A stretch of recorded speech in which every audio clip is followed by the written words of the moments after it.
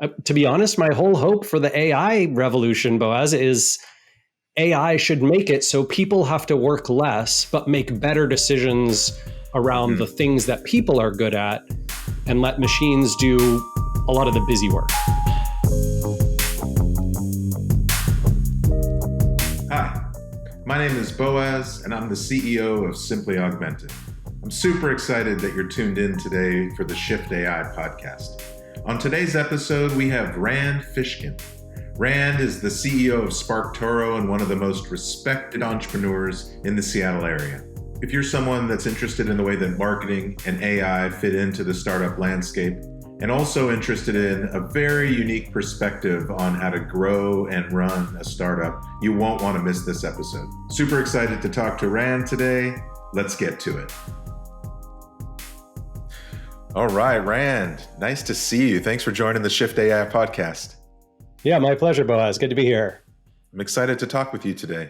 Before we get started, I just want to kind of introduce you to the audience. You are the co-founder of SEO Moz, co-founder of Moz, and now you are the also co-founder and CEO of Sparktoro.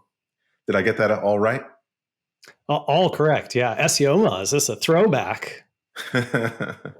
And not only that, but I will want to talk to you about your new book as well, Lost and Founder. I know you're the author of Lost and Founder. We'll get into that. Is there anything else that I'm missing? I mean, technically, I'm also the co-founder and creative director of a video game studio, but it hasn't been announced yet. It's sort of still in half stealth mode. So at some point, I'll have more on that. One of the things I like to set up on the show is, it is a show about AI. It's a show about the future of work. I know that there's a lot of interesting things that we can talk about relative to startups and the startup ecosystem. But the first question is, what was your first job that you actually got paid? Let's see. I worked for about a year in college at the Wizards of the Coast Game Center. So I remember the Wizards of the Coast on University Ave. Yep, on University Way, exactly. Yeah. So I was the secretary / receptionist at the front desk. So a lot of strange and interesting characters would come to that place to play their board games or their Dungeons and Dragons or their Magic the Gathering. Pokemon was really big when I was there. And so in addition to getting my $4.25 an hour paycheck, which at the time was enough to afford an apartment in the university district. Wow. So I could pay my rent and my bills on that. No college student can possibly work retail and pay for their housing anymore, which is a crime. But I also used my employee discount to buy Pokemon cards because Seattle was one of the few places you could get them in the country, and then resell them on eBay and Craigslist for a markup of, sometimes 50%. So you had a little Pokemon card side hustle going. Exactly. So a lot of paychecks, I was like trying to save as much as I could so I could buy more Pokemon cards so I could sell them online. And yep, exactly. How about your favorite job? Is it now? Definitely now. Oh my God, by a mile. No, I love what I do. I love working with Casey and Amanda at Sparktoro. It's a very chill job. It is, I think what's great about it is that rather than requiring high work intensity, it instead demands high quality decision making. And that is I'd much rather put my labor into making the best decisions that I possibly can and sort of being rewarded, whatever, financially, product wise, customer wise, happiness wise, based on that decision making versus put in lots of hours. Yeah. And I think that optimization can apply to a lot of tech and, leadership and management and product jobs. To be honest, my whole hope for the AI revolution, Boaz, is AI should make it so people have to work less, but make better decisions around the things that people are good at and let machines do a lot of the busy work. Yeah, I want to talk more about that, but I also want the audience to understand how your past companies have kind of factored into your philosophy about this new company. So just take the audience back a little bit to SEO Moz and those years. I mean, you did that for a long time. You're a fixture in the Seattle community. I've been following your work for a really long time, but I know that you've been thinking a lot about this business in relation to the experience that you had in that first business. So can you explore that a little bit? Sure. Yeah. So for folks who aren't familiar, the SEO software company Moz, which is relatively sizable business, was originally a blog that I started called SEO Moz, seomoz.org. Boaz, one of the few 7 people on the planet who read the old SEO Moz blog and remembers that name. So that happened after I dropped out of the University of Washington, which was about a year after I was doing the Wizards of the Coast Game Center thing. Was designing websites with my mom. She had run a small business marketing consultancy in Seattle for 20 years, and I was building the websites for her clients as the web was sort of taking off. And then we had been subcontracting SEO work, search engine optimization, right? Getting into At the time, it was like Yahoo and MSN Search and Ask Jeeves and this nascent newcomer Google. And we did not have a successful business and struggled quite a bit to make ends meet. We went deeply into debt and we could not pay our subcontractors. So we had promised this work to clients, and that is how I learned SEO, because I had to, because we had basically promised clients who had already paid us, hey, we're gonna, do your SEO work, and then we didn't have the money to pay our subcontractors to do the work, so it fell on me. Yeah. And that's how I started the SEO Moz blog, which became mildly popular in sort of a very niche space. And then some investors reached out and asked, hey, would you ever want to take this thing and do more with it? We had built some software that had started getting a little bit of traction as a self-service SaaS business, very early in self-service SaaS. The only people that VCs could really compare us to was like Netflix, right? It was a subscription business, not a enterprise SaaS. And that business really took off. Ignition Partners, Michelle Goldberg, invested in us here in the Seattle area. And we basically grew very fast, 100% year over year for 7-8 years in a row, got to around 30 million plus in annual revenue and tens of thousands of customers and, a team of 150 folks. And then I stepped down from the CEO role at Moz during a bout with depression. So I talked to my board members and was like, hey, I don't think I'm the guy. And I think I'm sort of dragging down performance. And I selected my successor, who was my chief operating officer. Unfortunately, the next 4 years were pretty rough, both for me and for the business. Moz continued to grow, but much more slowly than it had previously, kind of plateaued. And I left in 2018, which is when Lost and Founder was published, and Sparktoro was started the next day, the day after I left Moz. Well, maybe it's a good time to kind of talk about Lost and Founder, because it sounds like a lot of that book was learnings and experiences and shares from that time that you had. So can you talk to the audience about that and explain your perspective in that book?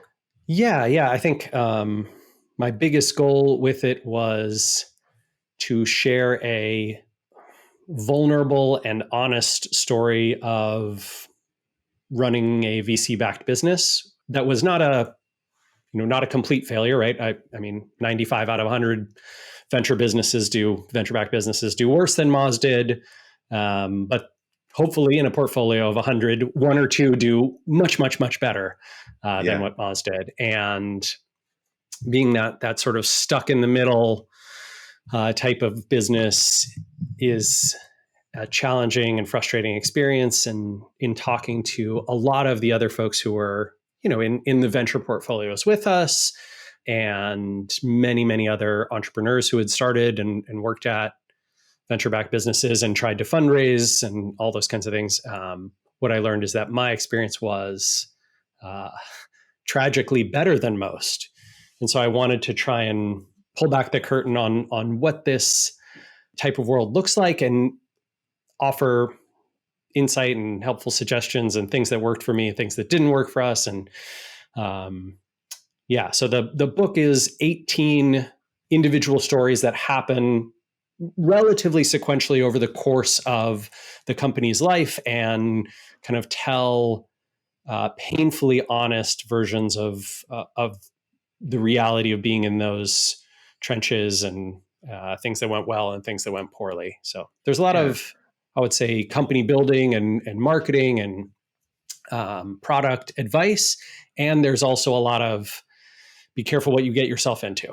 Yeah. Well, there's a lot of startup founders that listen to this podcast. So I think that's something that a lot of people are wondering, and there's several people that are first time founders that are getting into this that don't really understand venture. And that sounds like an amazing experience. Sure.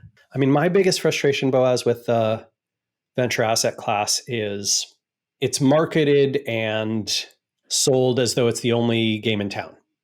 Mm-hmm. Right? That essentially you have two options. You're a bootstrapped lifestyle business. Aren't you cute and adorable? And no one should really pay attention to you, and you're not important and don't matter.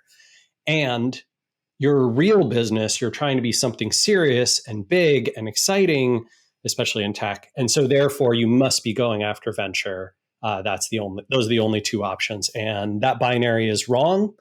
It is a story sold by people who desperately need hundreds of thousands of entrepreneurs like you and I to participate in that ecosystem and try and build companies because their model, needs 500 failed entrepreneurs for every one who succeeds. And I think that's fundamentally a really bad bet for founders. And I would encourage almost no one to go that path. What's weird is most venture capitalists say the same thing, right? They say VC is wrong for almost every company. But if you're really special, like if you're amazing, then come talk to me. And I'll tell you if you're amazing, right? I decide if you are worthwhile. You don't decide. It's not your accomplishments that matter. It's whether I back you or not. Well, this is a good segue to Sparktoro. I mean, I think that we've talked about some of your different philosophies about the business, about how you go to market, and also your just different philosophy around how you set up this company. So maybe let's talk a little bit about what Sparktoro is, and then also let's kind of feed back into the way that you think about company culture relative to what you just talked about. Yeah. So Sparktoro, we have this sort of informal philosophy that we call chill work, which okay. I was sharing with someone earlier today. That might be the title of my second book. The chill work philosophy is essentially what we were talking about before, right? That you optimize for a business that requires high quality decision making over high amounts of hours and work input. It is a business that is designed to optimize for the lives that we want to lead, we the founders, rather than optimized for growth at all costs or maximizing a particular growth rate or extracting the most financial value from a particular sector. We also believe, interestingly, and I think probably some VCs would disagree, we believe that by serving ourselves, serving our customers, and our team before we sort of prioritize maximizing investor returns, we will actually build a better company, a company that is more likely to do better at maximizing investor returns, but in the long run rather than the short run.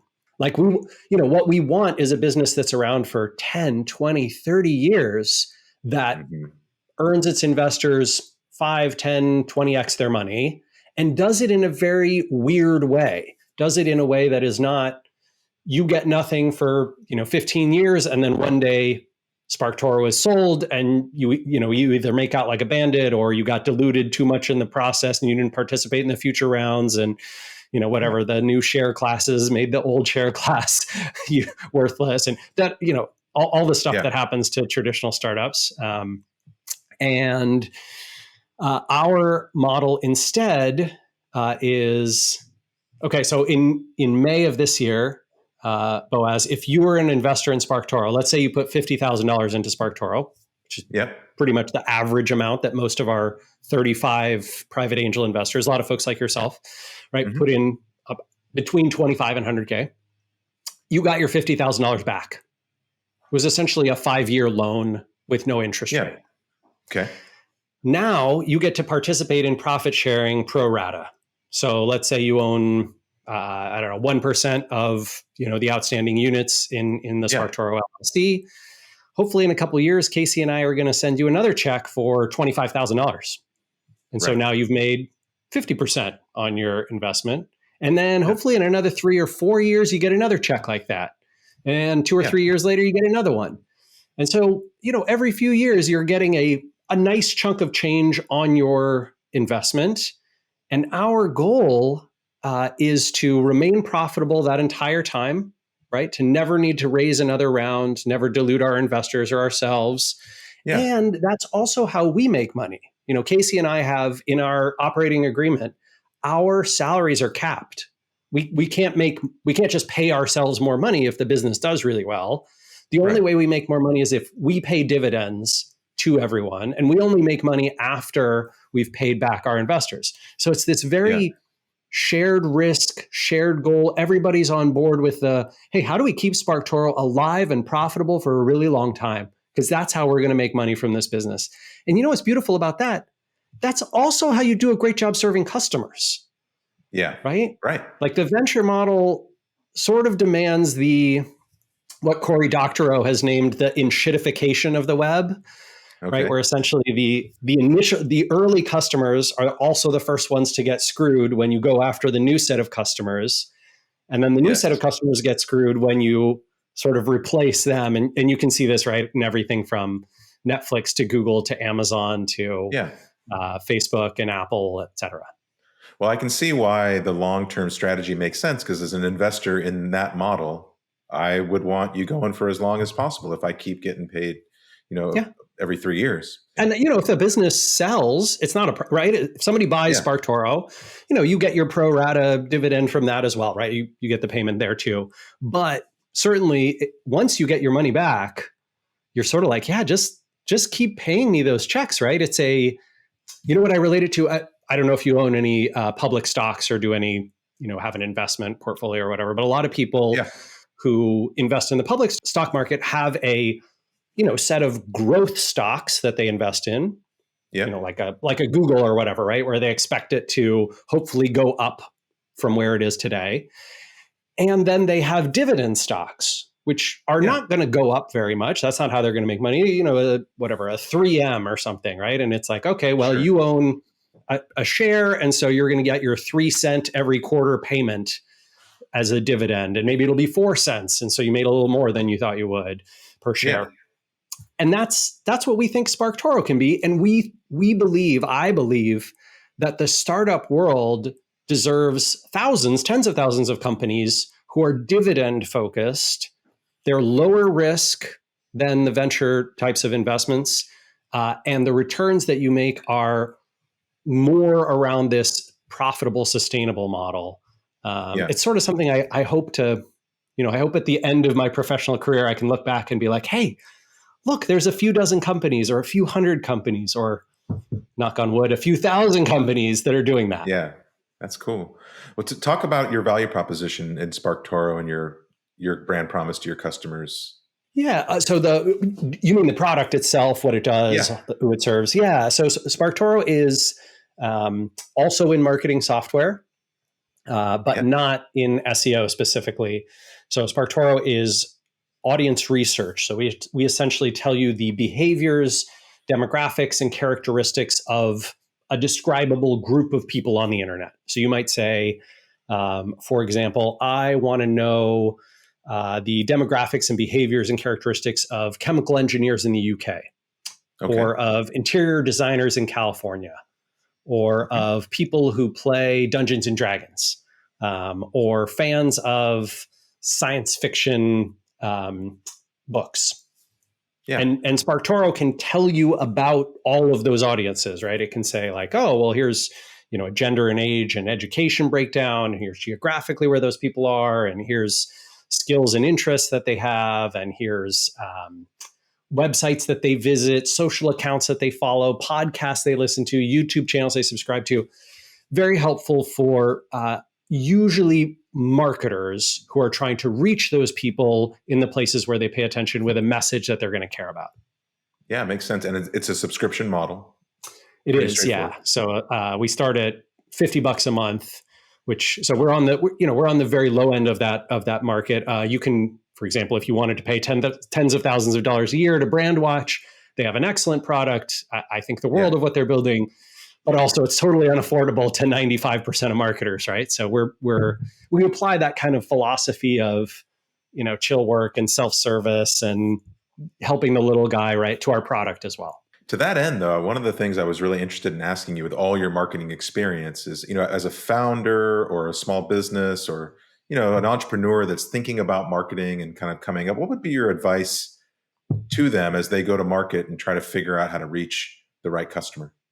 Most of the time, whenever people say like, hey, how would I market a startup? What advice do you have for startup founders? My advice is marketing is so unique to every business, every audience, every customer set, that if anyone tells you, hey, you should do this, they're probably wrong, right? Unless they know your business deeply and intimately, they're probably wrong. And so universal advice is almost always terrible. That said, my one bit of advice here would be, if you can find marketing channels and tactics that are at the intersection of three things, you should invest in those. And those three things are, one, you have personal passion and interest around that sector. So, for example, Boaz, if you told me, this would be ironic, but if you told me, I hate podcasts, talking to people over video on the internet is terrible, I hate the sound of my voice, guests are so boring, I'd tell you, well, that's probably a bad channel for you to invest in. I've never heard of someone who said, man, I hate podcasting, but I'm really good at it. It doesn't happen, right? So same thing. If you told me I can't stand Instagram, well, don't do your marketing there. The beautiful thing about being a startup, an early stage company, you only need to pick one or two channels and tactics to be really good at. And if you hate SEO, don't do that. If you hate content marketing, don't do that. But do find the one place, the two places, the three places where you have passion and interest. Second one is you got to pick something that actually reaches your customers. Mm-hmm. So if you told me, for example, hey, I'm really, passionate about marketing through Pinterest. And I would say, gosh, unfortunately, I don't think there's a lot of participation in the sort of world of startup tech, AI on Pinterest. Like, it's just not a platform where a lot of that happens. Maybe a teeny tiny bit, but that's going to be a real stretch. I would look for other opportunities to leverage that same passion and interest into, maybe you take your visuals and you put them on LinkedIn instead, right? That kind of thing. Totally. And then the third one is you have unique value in that sector that no one else is providing, right? So, if I said to you like, Boaz, what is the unique value proposition of your podcast or your whatever Pinterest channel or your YouTube channel? What is it that people get from your channel that they can't get anywhere else or anywhere else as well? That's a big one. Yeah. And if you have a great answer to all three of those, you've got a great set of channels and tactics. Yeah, I love that approach because I think a lot of people feel like they have to be everywhere. You know who I blame? Gary Vaynerchuk. I think he's actually toned down some of his rhetoric around this. But Gary V for a long time has been like, you got to be everywhere. You got to be hustling every platform, every day. Everywhere. Yeah. No, that's great. That's great advice. Well, it kind of makes me think about some of the things that are happening in the AI space too. And you started the show by talking a little bit about that. But I'd love to get your perspective on what's happened in this last year around large language models, around AI. I know you have a perspective on it. What do you think about what's happening and how does that apply to your work in marketing, but just in general? Yeah. So I think it's quite frustrating because I think that AI, unlike some of the previous tech hype cycles around, for example, like cryptocurrency or NFTs or several of the others, the augmented reality, virtual reality spaces, metaverse, all that. Because we've had so many of these, I don't want to call them completely false bubbles, but what feel like bubbles in tech, when generative AI in particular, became hugely popular, there were a lot of skeptics who looked at it and said, well, it's probably going to be like these other 6 or 7 that have popped up in the last few years. And I don't think that's completely fair. I think that generative AI is an incredibly powerful, useful, and interesting tool. And it probably also got somewhat overhyped, maybe by 50% instead of 99%, but it did get overhyped. And so you can see this in the behavior of generative AI tools, right? ChatGPT and Bard, and then all the others that flow from them, that essentially there's this massive adoption curve, December, January, February, March of this year now, into April and May. And then we started to see a decline. And that decline has continued into September. Who knows what October will be like? Maybe it'll, pick back up again. But the height of that curve was April, May. And now we're seeing declining usage and traffic and visitation. But when we say declining from 50 to 100 million people using those every month, right, to more like 20 or 30 million, which is still massive. Like, if you think about what 30 million people, that's basically 10% of all adult Americans using, right, some generative AI tool. Incredible, absolutely incredible, mind-blowing how popular and powerful these tools are. What I will say is I think there are use cases that make a ton of sense, a lot of them around programming, right? I think if you're a programmer and you're not using AI in some ways, you're probably missing out, right? Like, it can absolutely save you time and do tasks for you. I think the same is true for a lot of data analysts and researchers. Certainly almost anyone who's doing any type of whatever categorization or filtering or complex work in Excel or Sheets. Generative AI is fantastic. In marketing, I worry. Tell me more. To be honest, I really worry, Boaz, about marketing use cases because generative AI, large language models, are good at telling you what word or what tokens are most likely to come after which previous tokens. That's how the systems function. Yeah. And so it's very difficult to get unique things that have never been seen before. Yeah. And most of what works really well in marketing is, to our point earlier, unique, right? It's unique value, unique insight, new writing on a topic, new ideas. Right. Those are not AI's strengths. And the more generic, the harder it's going to be to break out from the pack. You know what's interesting, though? 2 things. One, I recently saw some data that Sparktoro uncovered about usage patterns of AI. And I think that's worth mentioning because a lot of it pointed to developers using copilots, not necessarily, and it was still high numbers for the marketers using it and for people creating content for email writing and blog writing and so on. But you really saw some interesting numbers come through. Can you talk about that?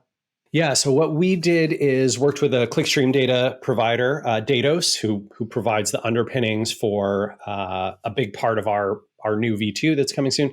And Datos essentially has folks who opt into their 10 million user panel.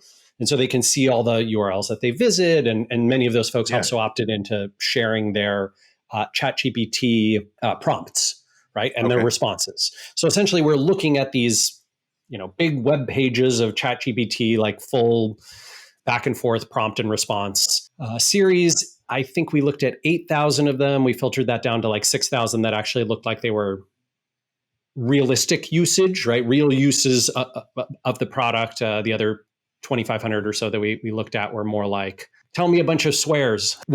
As we looked at this, we categorized those 8,000, looked at the usage over time. These specific responses were April and May. So the 8,000 that we looked at were sort of during the height of ChatGPT's popularity. And then we classified each of the use cases into broader and more narrow groups. And then I went through several hundred of each category manually, looking at them and reviewing. And, a lot of people, almost 40% of use was for programming assistance. Mm-hmm. Wow. That's a lot more than I thought. I thought more people were using it for content generation around email writing, blog posting. And so when you told me that it was 40%, I thought, wow, that's amazing. The breakdown is pretty fascinating, right? So we can see, so 30% programming, about 23% education. And when I say education, that is actually three really kind of different categories. One would be professional education, like I want to learn about this thing in my industry. I'm a chemical I engineer. see. Tell me I don't know, molecular components of silica gel or that kind of thing. Yeah. Higher education, so college level coursework, types of responses and questions, and then primary education and homework. And those make up the next biggest one. And then we get to content, which is about half and half personal and professional. So personal being, hey, can you write an emotionless email to my ex-husband about our childcare situation, or that kind of stuff, right? I want to go back and talk a little bit more about chill work in the context of remote work and company culture, because as much as this show is about AI, it's also about the future of work and how work is changing for people. I think one of the things that you touched on, which is interesting, is I also think that we can spend a lot more time being creative and being strategic. And my hope is that AI will function as that assistant that used to be maybe a junior person in your company, but now could also be a machine. I'm interested in how you think about remote first companies in the context of this new company that you have and just company culture in general. Let's see. I think that the history of company culture, especially the sort of 20th century model, was very much that company and work culture were also tied to your socialization and personal identity and value in the world, right? So how people saw themselves as, why do I exist as a human being? What am I? Who am I? I think over the last 20 years, that has been shifting for at least a large portion of Americans. I think that it never quite caught on in Europe. Right? Europeans were never quite as much my job defines who I am and what I am and why I exist. And other parts of the world, varying degrees of difference there. The last 20 years have untethered those two things, and I think remote first and remote work in general is a natural extension of both that social trend and also the physical reality of how difficult and uncomfortable we've made commuting, how expensive we've made real estate in places where you might want to live and work, cost of living situations, and I think a backlash against the company as family model, which, I think that model worked quite well for the second half of the 20th century because the promise that companies generally made to their employees was fulfilled often enough that many American workers felt like it was a real commitment, right? Yeah, makes sense. My dad went to work at Boeing in 1979. He worked there 30 years to the week. He got his, gold watch and his pension, and he left, right? Yeah. And that is almost impossible to find. You will not find that loyalty from employees. You don't expect it from employers anymore. And so this whole work as family, companies as family thing, just not realistic. And I think remote recognizes that, right? It says basically like, hey, you're going to contribute your labor in the ways that work best for you and around your life, whether that's family and kids or friends or other responsibilities, hobbies, interests, passions, side hustles. Great, right? Like life and work can coexist. We recognize as an employer that your life is not your job. And you recognize as an employee that, we live in an at-will country, right? And you get let go anytime. And even as a small team, which you guys are now, you've talked to me about ways that you think about chill work and remote work and the ability to do those things in the context of your company, which I think is quite interesting. Yeah. I mean, we're just completely, I don't know, different on on all these vectors, Boaz. Like, not, we don't follow a lot of traditional lines. So, for example, Sparktoro was growing quite well. It's quite profitable. It seems like the kind of business where, if it were venture backed, you would say, hey, let's put some more money into this thing, right? Mhm. Let's go step on the gas, as VCs like to say. And we've chosen to do the opposite, right? Yeah. We put it on cruise control. We actually dialed back our goals for this year for a couple of reasons. One was that we kind of had to rebuild the engine on which Sparktoro was built after Elon destroyed Twitter, and that was one of our central data components. And so now we're moving to other sources. And Amanda, the third person who works at Sparktoro, is on parental leave. So we were like, okay, well, hey, we're gonna slow it down. Like, it's going to be barely a growth year, which is fine. Like, we make plenty of money and we're doing great and we're happy to serve our customers. And so when you think about emerging technologies in the future of work, 5-10 years out, what are some of the things that excites you? How do you think about it? And looking into the future, where do you think this is all going? I get excited. This is so weird, but I get really excited about antitrust. Like, Really? I am really hopeful that a renewed interest from both parties in the United States, right? Remember that the trial against Google that's going on right now was initiated by the Trump administration. And I don't have very many positive things to say about that administration, but this would be one of them, right? I would say that they correctly identified that Google's monopoly behavior and their abuse of their monopoly power in search denigrated opportunities for small and medium businesses and any competitors in all sorts of sectors. And I think that sucks. And I think that antitrust law in the United States has been around for 125 years, and it has not been fairly applied to these big tech companies. That whole thing sucks, right? So I'm pretty hopeful that, for example, if Google, let's say, next month, Google were broken up into 3 companies: YouTube, Google Maps, and Google Search. And those 3 companies competed with each other. I bet you would have more innovation on the internet space, right? Of traffic, of discovery, of how people find brands and learn about products and services than you've had in the last 15 years. Huh. Same thing is true with Amazon. The FTC just filed a suit with, I think, 18 different states this week that we're having this conversation against Amazon, alleging that they abuse their monopoly power and sort of how they use their logistics and scale and Prime to prevent competition in the e-commerce space. I bet we would see incredible innovation, a ton more brands, a lot more small and medium businesses succeeding. And that's what excites me most about the potential future. The promise of the internet to me, Boaz, was anyone can get on the web, anyone can reach everyone. Yeah. I love that idea. I think that is beautiful. I think what Jimmy Wales imagined, people like, the early innovators of the web, the creators imagined is possible. I even think it's alive. It's just not as popular as it should be.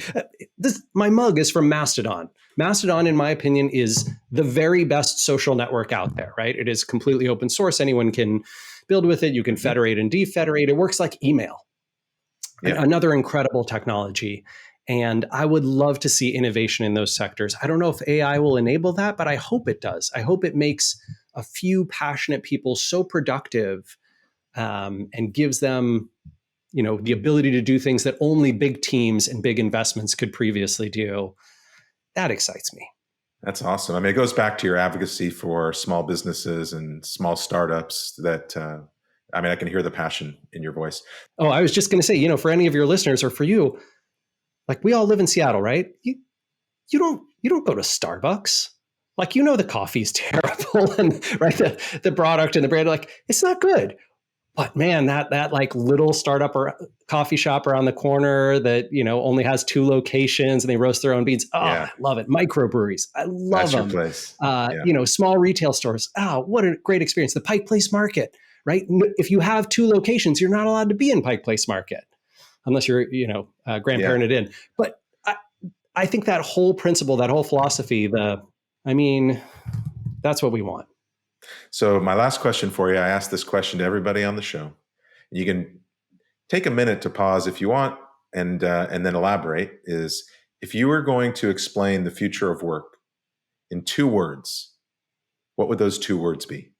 Different for everyone, which I think is beautiful, right? The whole concept of work serving people rather than people serving their jobs and their work is that you should be able to have the experience that works for you and your life and your situation. And that demands a lot of diversity in all the senses, right? Diversity of experience, diversity of opportunity. There's a lot of things that I really, really dislike about capitalism. But the one thing I think is absolutely beautiful and inspiring is that freedom to put your labor where you want. I have a nephew who's a staunch communist, and I'm always like, okay, but then the day after the election, you just wait at home until the party tells you what your job is. I don't like that, right? I'm not into that.